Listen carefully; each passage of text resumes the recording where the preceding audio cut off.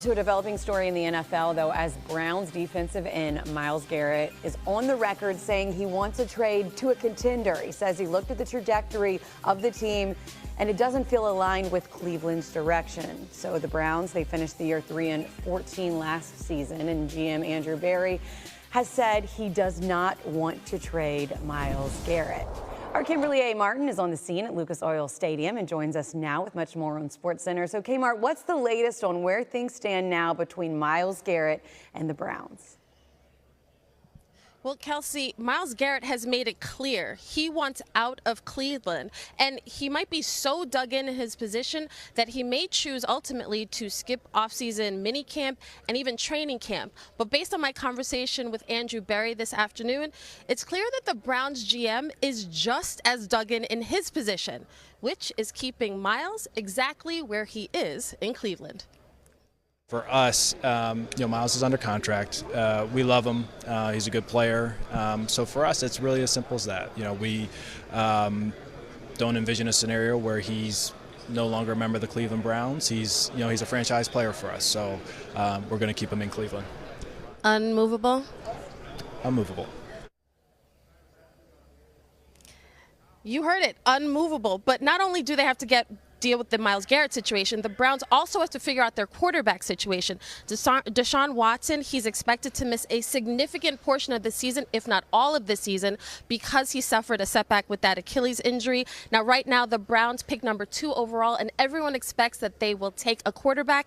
But when I asked Berry if he'd rather address that position in free agency or the draft, he told me, Kelsey, right now, all options are on the table. Lots of storylines coming there from the NFL Combine, but that one-word question from you says a lot. Unmovable. He confirms that Myles Garrett, first-team All-Pro in 4 of the last 5 seasons. We will see what happens in the future. Kimberly Martin with the latest from Indy. Another big offseason question, the future of quarterback Aaron Rodgers, after the Jets announced they are moving on from the former MVP after 2 disappointing seasons.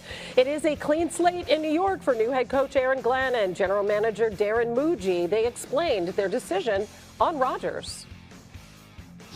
I will say this, there was never an ultimatum or rules of engagement for Aaron to potentially join the Jets again. That never happened. AG and I had a lot of dialogue, a lot of conversations, a lot of good thoughts, and just felt at the end of the day it was the best thing for the Jets moving forward, just going a different direction at the quarterback position. We're confident we're trying to win games. So that may be, it is what it is. So, and that's it. And the thing is, I don't want to disrespect any of the players we have on our team. And it kind of pisses me off and some of the other players that's what we all talk about. You have Quentin Williams, you have Quincy Williams, you have AVT. Now you have Joe Tippmann. All those guys need to be respected as far as winning games also. I feel like Aaron Glenn is already winning at the mic. After missing the playoffs for the 14th consecutive season, the Jets cleaned house. I mentioned they also hired a new GM and Darren Muji. The Jets have the 7th pick in Mel Kiper's latest mock draft, and he has them adding a quarterback, none other than Colorado's Shedeur Sanders. Much more on Mel's perspective coming up.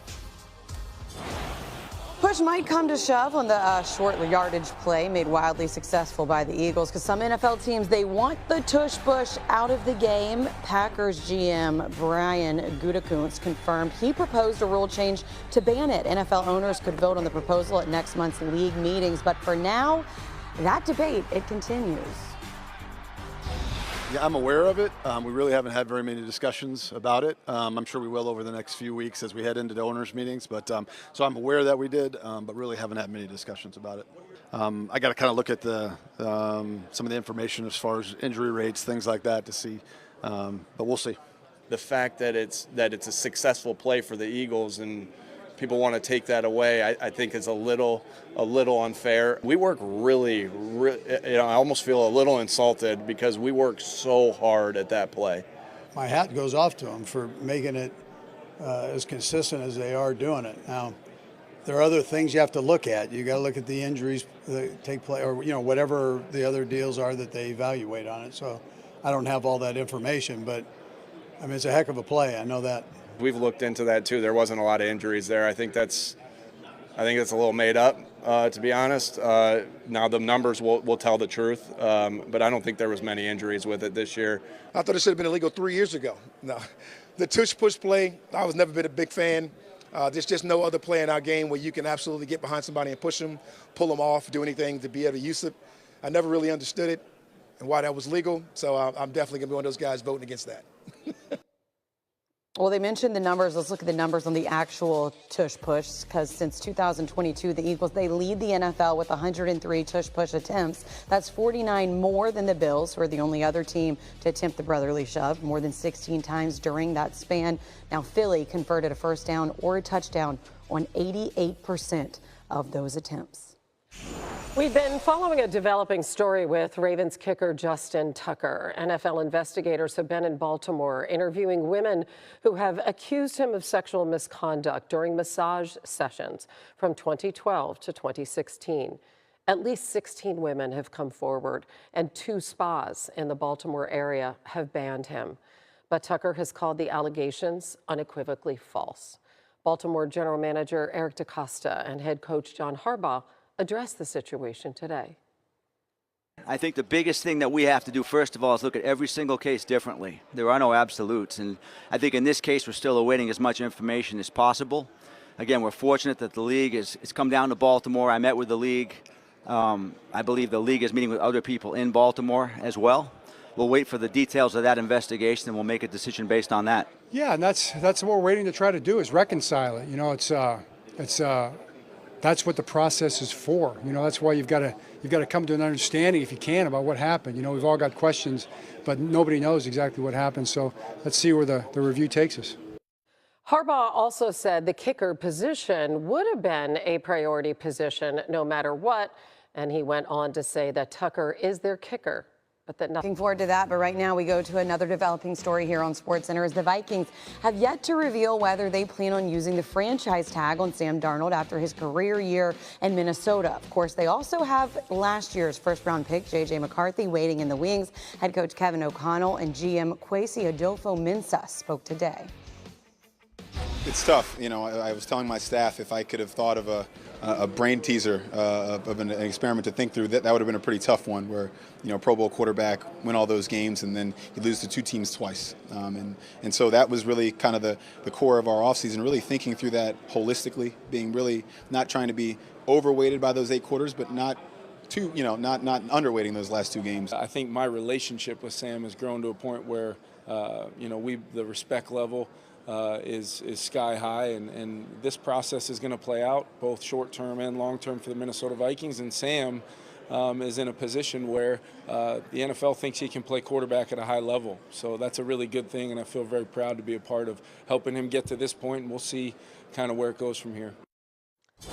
As you'll recall, the Colts took Anthony Richardson with the 4th pick back in 2023 to be their quarterback of the future, but he has not been able to stay on the field. He has played in just 15 of Indy's 34 games during that span due to a variety of injuries on his hip, his shoulder, his back, and his head. General Manager Chris Ballard talked about that quarterback spot today.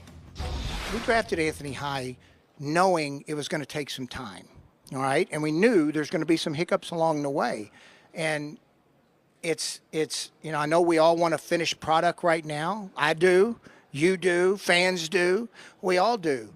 But I think as he continues to progress in his young career, us adding competition, I think will help up everybody's game. So it's definitive. They're going to bring somebody in. Developing story also with the Bengals facing some big decisions. Do they tag their wide receiver T. Higgins for a 2nd straight year? How do you keep the band together? All-pro wideout Jamar Chase and leading pass rusher Trey Hendrickson both want new deals. Here's Director of Player Personnel Duke Tobin with more. Jamar is always going to be our priority. He's a fantastic football player. He's going to end up being the #1 paid non-quarterback in the league. We're there. Let's get it done. But they're all priorities to us. Franchise tag, yeah, I don't have breaking news on that. I'm aware that I have a franchise tag, yes. But our preference is a long-term deal.